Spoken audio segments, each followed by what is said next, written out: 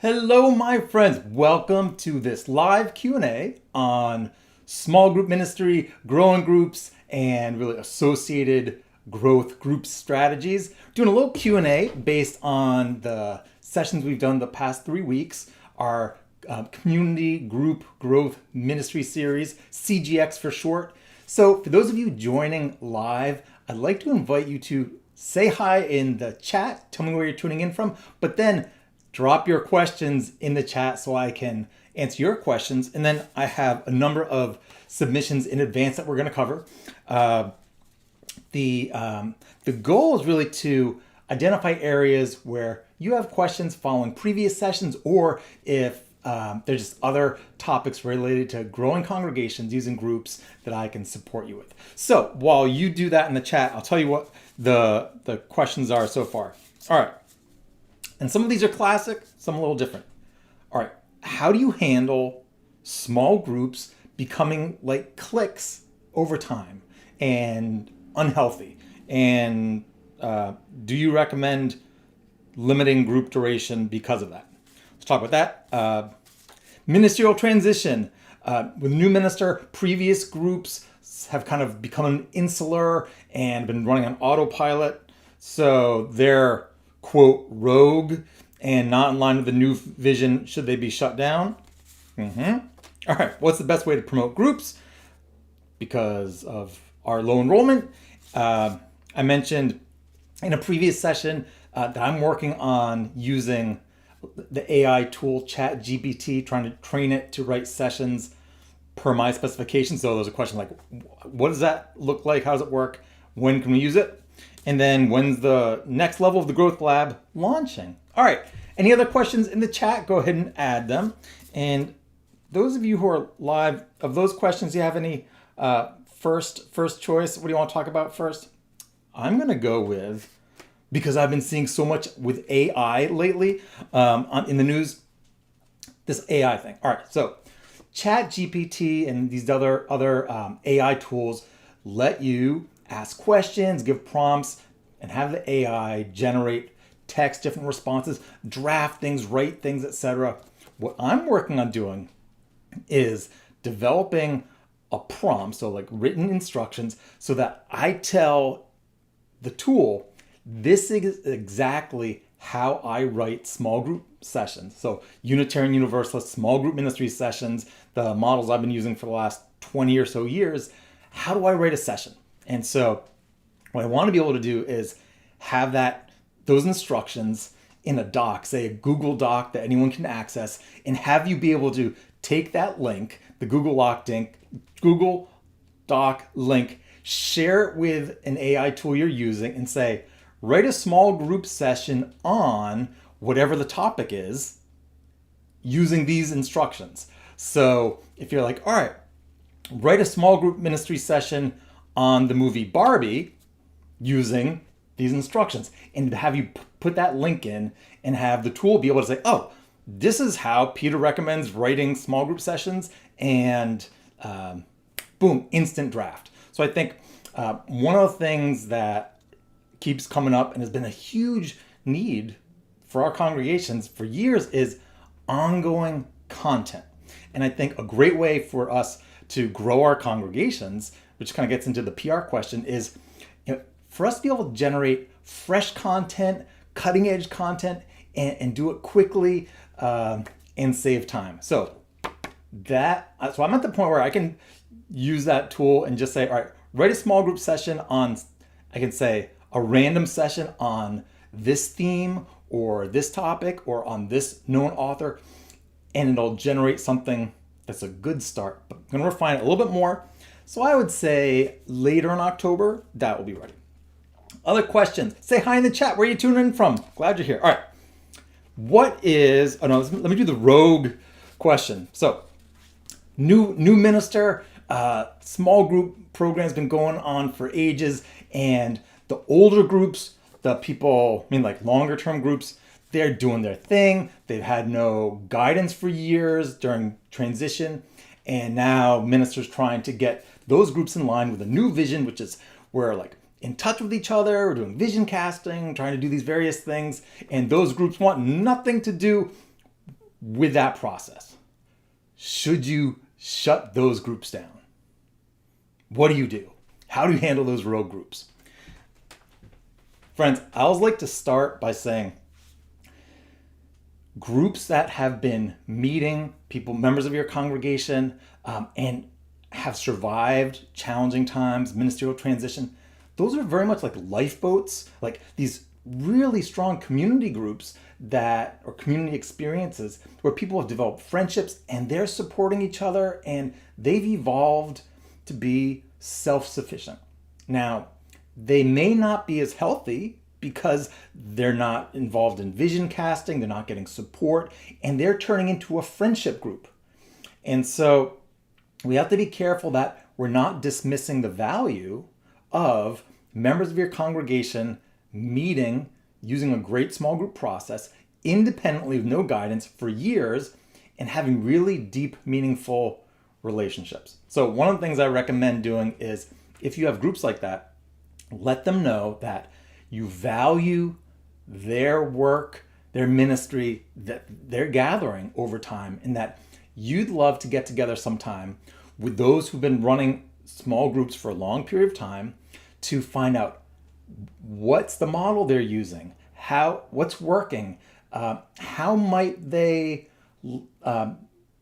feel about things as this next level of small group life moves forward. And to really approach it like more of a collegial relationship, not like, hey, you're not with my program, I'm going to shut you down, but more of a, hey, you've been doing something great for a while. We're going to start implementing a next level of group life in our congregation, and we want to see where you fit in. And maybe your group might continue, but it's not part of what we're trying to do. So we just have to assess that. So respect them, value them, and in some cases, yes, those groups may turn into like a friendship group where they're like, you know what, we're not really tied to the congregation anymore, and we have people who aren't members of the church, and really it's not so much a congregational group anymore. But if you have a healthy, positive, open conversation about that, that can help people say like, all right, yeah, we're going to keep meeting, but it's not part of that official program. Does that make sense? Good? All right, let me know if you have more questions about that. So don't so much think about it as like a rogue group, like we're rebelling, but we've been doing, going through our group process and meeting, being in a relationship for years, and so it's evolved. One of the things related to that is if you have a small group, bunch of people, and there's no vision casting, there's no support from leaders, others aren't in touch with those people, the relationships are naturally going to pull inward like rubber bands, like meeting in small groups, talking about meaningful things, sharing, learning each other's stories, reflecting on the nature of life, all these things. That's like an inward pull, a relational inward pull. So just think about like rubber bands. All right. If there's no counteracting force directing energy outwards, vision casting, connecting to other aspects of congregational life, it's just going to become a tight, closed group. So you just have to be aware of that. I said in previous sessions that by bringing vision casting into your system, your group ministry system, that can counteract it and have group leaders who are like, yes, this is our vision for growth. And, we can have people who are very growth oriented and kind of bring next level energy, and then have other groups that are just kind of doing your core program. I think it's all right and important to have different kinds of groups in terms of their energy and focus. All right, what else? Other questions? All right, next. What is the best way to promote groups? So there are so many ways. Let me just click that window. There's so many ways we can promote small groups. Number one, I would say making groups visible. When we treat small group ministry, other group programs, community groups, like an add-on program that's separate from everything else we're doing, no mention of it in the services, and it's like something you can enroll in a couple times a year, people just don't notice it. It's clearly not valued by the congregation's leadership. It's not visible. People aren't going to sign up.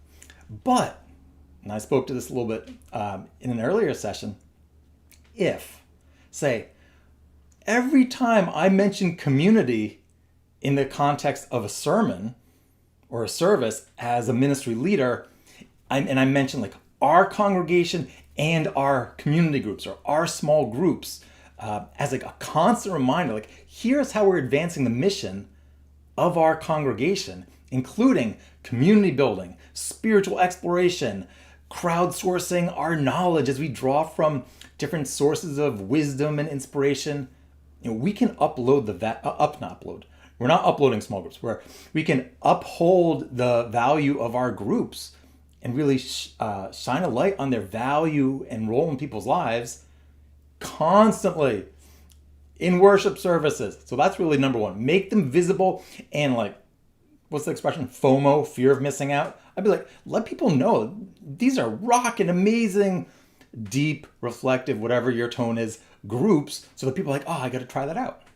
In our first session, I talked about using community groups in different aspects of congregational life so that you don't get to participate in the congregation without having group experiences. So special congregation-wide events, running groups on Sundays for certain purposes, having drop-in groups. We can just make it so like people can have contact with groups all the time without having to sign up long-term. And so I would say give people group experiences.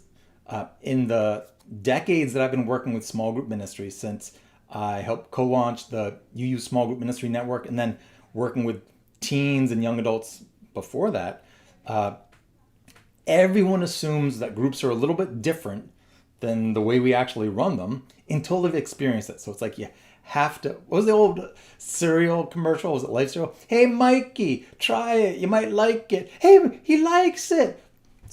Our small group process, when I run people through that, like trial sessions in coffee hour, say if I'm doing a guest speaking in a congregation to help with an enrollment period, people are like, this is great. I had no idea. I thought it was going to be like this or like that. So help people try it.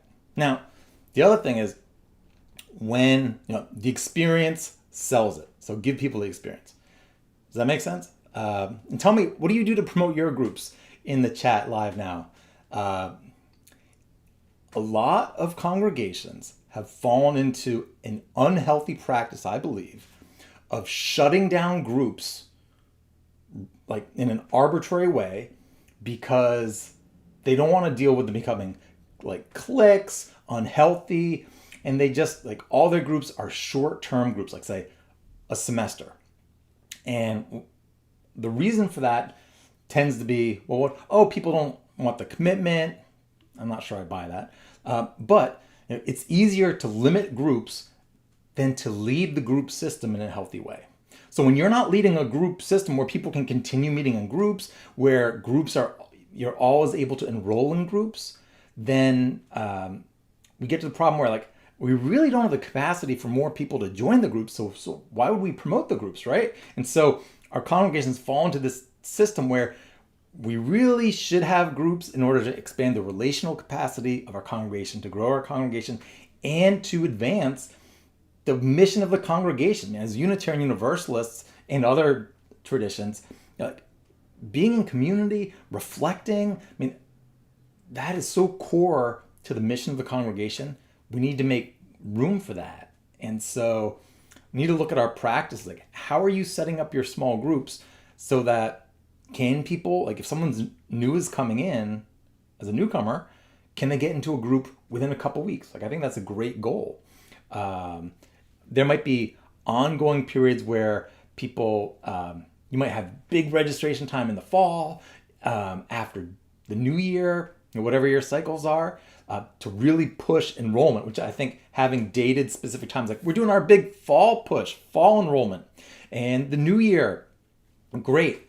But then we also want to make sure that people can sign up for groups, and there's always room in groups for newcomers. So talked a little bit about how we can use growth-oriented groups to keep growing and dividing groups to make it so that there's always an opportunity for people to get involved. I do think that we can accomplish a lot of fantastic things related to group life by making newcomer experiences that are kind of group-oriented.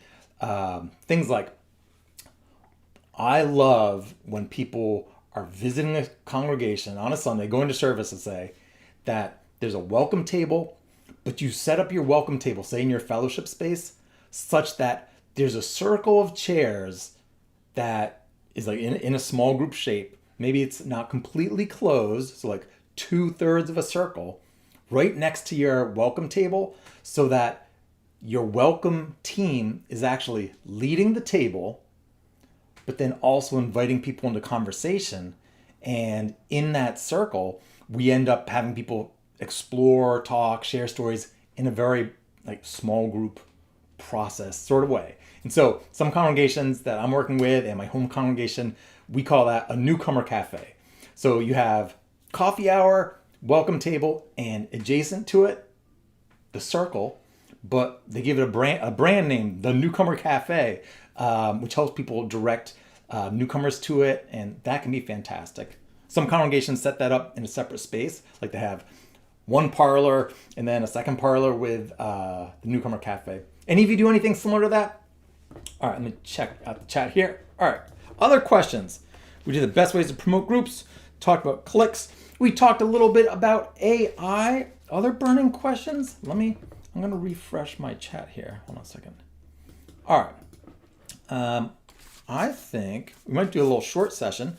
If you have, let me tell you, if you have additional questions, feel free, especially in the UU Growth Lab, this whole series is available. You can ask questions there. For those of you who have not connected with the UU Growth Lab, I'm starting to, with social media sites, like Twitter is being Muskified, oh Elon, and people are going to all sorts of different social media platforms.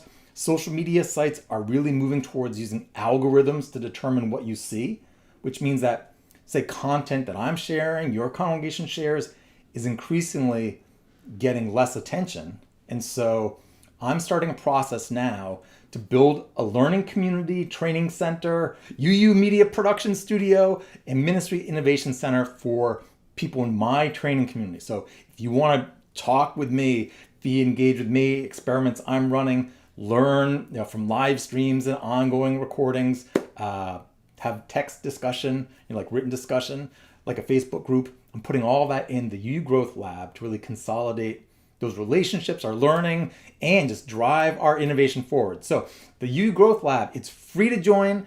I'm going to launch a membership program in October so that those who want to support it can, but there's going to be unlimited scholarships so that everyone who wants to participate can participate fully.